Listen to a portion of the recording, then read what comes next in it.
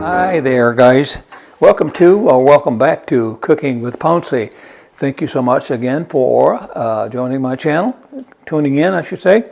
If you like what you see, please hit that like button, and I would really appreciate it if you have a mind to that you subscribe to my channel and tell me what you think as well. Pass this on to others as you see fit. Tonight I'm going to do a couple of game hens. I'm going to broil them. And you're going to go on this journey with me to do that broiling process. I've done it many times before, and game hens are excellent little miniature chickens. If you guys have ever tried them before, they are really excellent. And so I will recommend them highly, as long as you don't overcook them, just like any other food, obviously, that you cook. Just don't overcook them. They can be very moist, and they will be in this process here tonight as I do the broiling for you.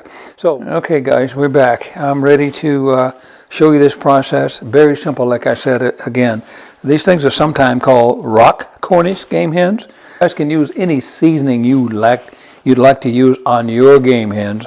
As you see fit or to your taste, okay? But I'm gonna tonight for this application, I'm gonna use some coarse ground black pepper, basic seasoning or spice, if you will. I'll be using a little salt, iodized salt. Here I have got several seasonings here, but I think what I'm going to actually use is this stuff called Meat Magic. This is seasoning for seafood magic, if you will. I want to do this tonight with these game hens because I think I want that color that it's going to give me as well as I broil these things, okay? So this is called seafood magic is what I'm going to put on these game hens. I don't need to talk about this. That's not what I'm going to use. But again, I did it just for display. And again, you guys can put any seasoning you want to put on your game hens, all right? I got a little bit of garlic salt. I might use just a tad of that as well. Very little salt. Watch your sodium content, guys. This seasoning here, the seafood seasoning, has salt in it. And now you got more salt over here, and we don't want to over season these things, or certainly don't want to put too much salt on them. I got some kosher salt there too, just to show you once again, you can put whatever you want to put on your game hens. So I'll be back with you in just a second. We're going to get these cleaned up, and I'll show you how to take the backbone out of it so that we can open them up or butterfly them, so they'll go on and fit neatly underneath that broiler. Okay? So as I said, guys, these are chickens, miniature chickens, and these are from Tyson. I'm not endorsing products, but these happen to be from Tyson, all natural premium Cornish game hens, as they're called, okay? And they're actually miniature chickens is what they are. I've got two of them, and I'm going to be broiling both of these guys, okay? They're all cleaned up and ready to be butterflied, if you will, or not cut in half completely, but whatever. You see what I'm doing here if you've not done this. You can do the same thing with a large chicken too, guys, if that's what you want to do and that's how you want to cut it. So we're going to cut the wingtips off here first. Let's do that. Make sure you got a very sharp knife. This one is. I had a pair of poultry shears over here a while ago too, but I don't really need them. If you have poultry shears, fine. Otherwise, I wanted to do it with the knife because some of you might not have poultry shears. So you can do it with a knife, and I'm going to show you how to do that with this knife, all right? So I'm just trying to measure what I'm doing and saying to you so I can make sure I don't leave anything out. Cut these tips off as well, off this other little guy here. All right, there you have it. So again, miniature chickens is what they are, guys. Don't let the name game surprise you or scare you. Someone didn't go out and shoot wild game. That's what these are, little chickens, all right? So there, I just took the tip off the wing there. And then I'm gonna do the backbone, which is right here, all right? And I got my very sharp knife, and I'm gonna come on this side of the bone. You got the backbone goes right here, just like that, right? All right, I'm gonna go this side of it first. I could go over there, but I'm gonna go this side first. Then I'll go over here, and I'll have that piece of backbone in my hand when I finish, all right? Take my glasses off so I can see.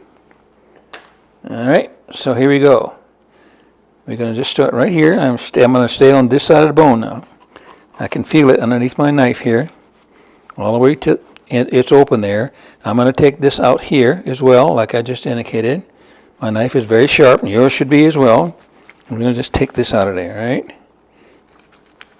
There you have it. That's as simple as that, actually, guys, all right? That's it right there. That's the backbone. You want to take that out, right? Now you got the bird open. I'm going to kind of crack it because you got a breastbone like right here. And there's some cartilage right here as well, all right? So I'm going to just take it like this. Here you have like this, this section like this rather. I'm going to break the bone. It's very simple. Just grab it like this and you'll hear it snap. I just heard it snap. And that's what we're going to do to get that out of there, all right? It just broke again right here. So we're going to do the same thing here. And I'm going to cut it right here just a bit there just to get that out, and I just did. And that's what I'm trying to do, just make it lay flat by doing that, all right? That's what I just did. See how flat that is? All right, let's do it that way. That's how it's going to go underneath the broiler, just like that, all right? We're going to do the same thing with this one. All right. Same thing with this one. Right down the side of that bone. And same thing over here again. And again, if you had shears, you just cut it right just like that, right down the bone, just like I'm doing with this knife here. But again, guys, be very careful, not cut yourself. All right, there it is again. Hey, you want to take that out. You're going to go right here. Just kind of hit that right here first on both sides. So it'll lay flat, and it will, just like that. And there you have it, all right? If you want to trim that excess fat off, you can certainly do that as well. Here's a little here. You'll have it on both sides of the legs. And let's just get a little bit of that off of there, all right? Just a little bit of that off, just that end. Do the same thing over here. All right. Do the same thing with the other one. There's that fat again. That's on chickens as well. Like this is a chicken, right? So there you have it. I'm going to cut that excess fat off. There's applications that I would use that I would keep that, but we won't go into that. That's a story for another day. A little bit of fat here that's ugly that I don't like. I'll cut that off as well, right by the neck. With that neck skin, we'll take that off. Kind of dressing it up a little bit, guys, is what I'm doing, all right? So that's about it. Once I do this, guys, now I'm going to pat it dry with a paper towel, and I'm going to rub some olive oil on it, and I'll show you that. I'll show you my olive oil. As you notice, I'm not touching this thing because I just got done touching that chicken. That's my olive oil, just regular olive oil. This is virgin olive oil, doesn't matter. You could just put vegetable oil under it as well. But I'm going to be patting these dry, like you see me doing here. I'm going to make sure that knife doesn't touch anything else other than this cutting board, because we don't want to cross-contaminate anything, guys. I talk about that a lot in videos as well. So we're just going to make sure we have all this stuff contained right here on this cutting surface, and not move it to any other surface so as to cross-contaminate or bring these germs to something else. And I'm going to leave it right here. And so, again, I'm patting it dry. I'm going to rub some alcohol. I'm going to say alcohol. I'm going to rub some olive oil on it, and the olive oil is going to help my seasoning to stick to the surfaces, okay? Now, I'll be right back. I'm going to get rid of this process here, get this cleaned up. I'm going to put it on my rack that I'm going to broil it on. I'll show you my seasoning that I put on it as well. Okay, so I'll get them all cleaned up here and change my gloves. And again, that's all about not minimizing or not cross-contaminating, okay? So I just got to change up here. And we're going to go ahead and, I told you about the olive oil. I'm going to just put a little bit of olive oil. I think I'll put it right here first, just a little bit, probably a teaspoon, actually. Put a teaspoon on this one as well. That's all you need. It could be regular oil. It doesn't have to be olive oil either, okay? So let's just go kind of rub this in into each one of them. And again, it's only about a teaspoon on each one of them. And I'm just doing that so that the seasoning will stick to it better, more better, okay? So, let's just turn it over. And again, I'm just coating it so I have a light coating of that olive oil on there. And that's what I'm doing with this deal here, as you can see, all right? So now we're going to, I'm going to flip them over here. I'll go ahead and put my seasoning. I think I'll put my seasoning on this side first. That's what I think I'll do. I'm going to put a little pepper on there first, a little black pepper, all right? Let's put a little bit of coarse ground black pepper on them. To your taste, guys, all right? Don't have to be to cooking with Pouncy's taste, to your taste. A little black. I like black pepper, so make sure you get underneath the little skin flap over there. So each little piece will have some seasoning on it. I'm going to come here with our seafood magic seasoning. Very good, guys. Please don't knock it. You got to try it. It's incredible. Kind of a goodly amount of it too. I just made that word up, kind of.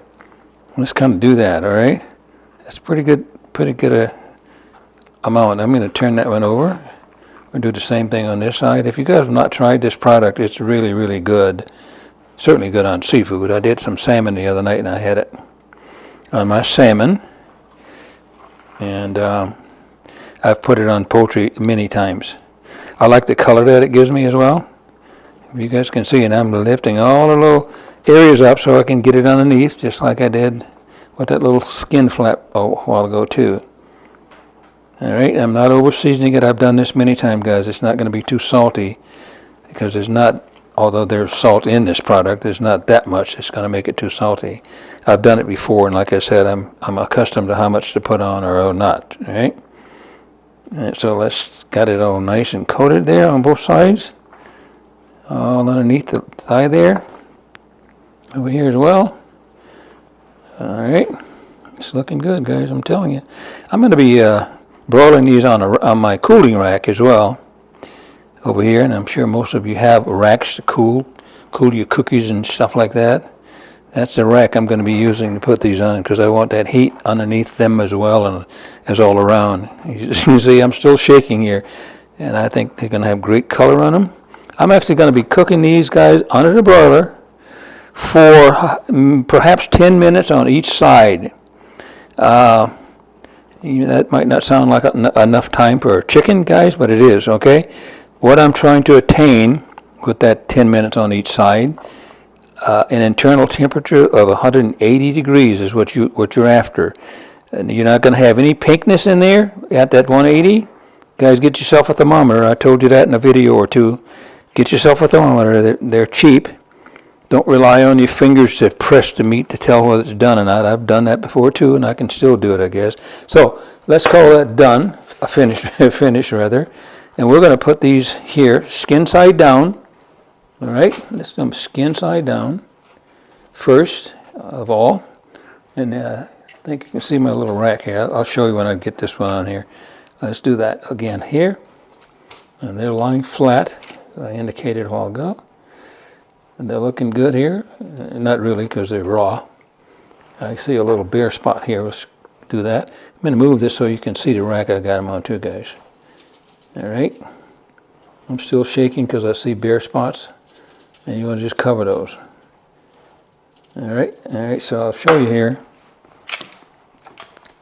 I'll show you my pan that I've got.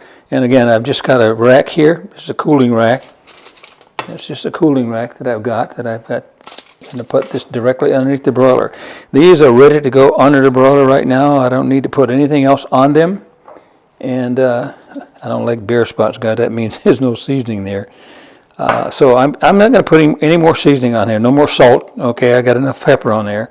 And again, watch your sodium. So that's about all we need, all right? So I'm going to be doing that. The broiler's already on at the broiling temperature.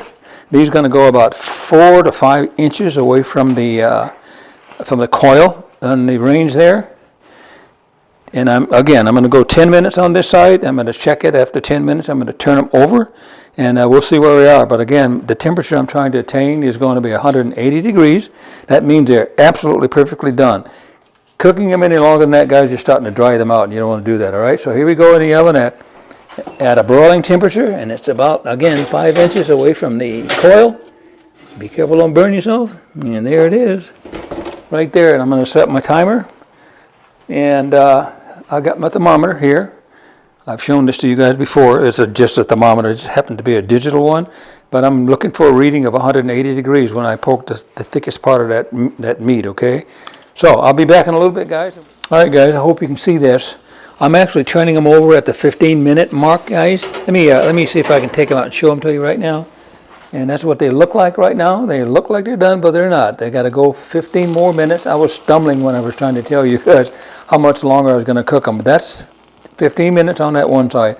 I'm flipping them over now, and they got nice color.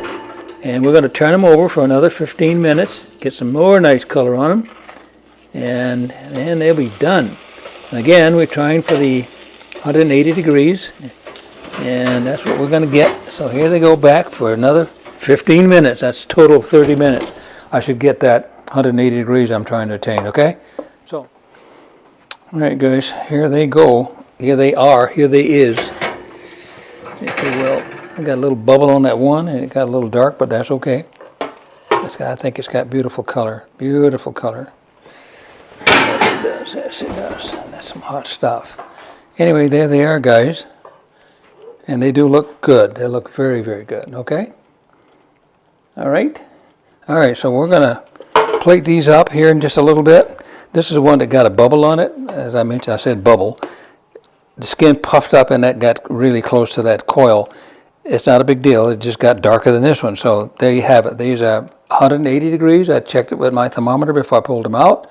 And they are ready to cut up. And I'm going to cut them up, and I'll show you how I do that as well.